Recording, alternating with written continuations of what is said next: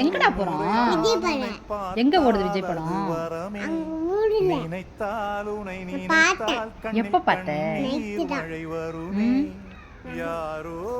நான் ஒன்றும் விஜய் படம்லாம் பார்க்க வேணாம், அம்மாவுக்கு வேலை இருக்கு. விஜய் படம்லாம் ஒன்றும் பார்க்க வேணாம், அம்மாவுக்கு வீட்டில் வேலை இருக்கு. வேணாம், விஜய் படம்லாம் பார்க்க வேணாம். விஜய் படம்லாம் ஒன்றும் பார்க்க வேணாம்.